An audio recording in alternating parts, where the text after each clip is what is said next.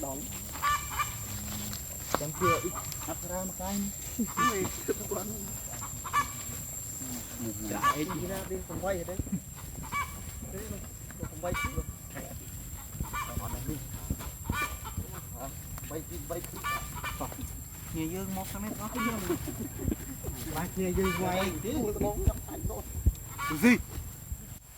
gì mà cái đất không có kia chứ nì phân mét cái đẹp rung nơi này để ngập ọc găng đi tấp chút vào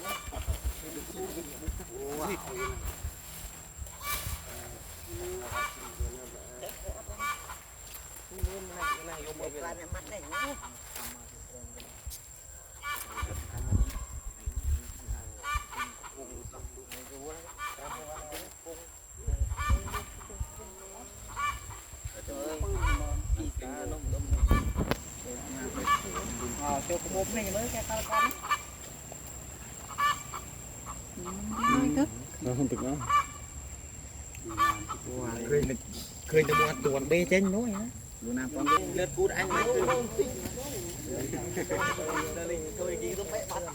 ô anh đi thôi chơi quay tróc lấp tầng như vậy cho thả anh lên cho thôi lên cút đây mà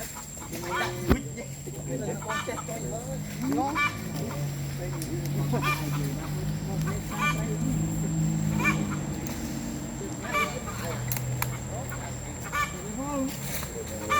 lại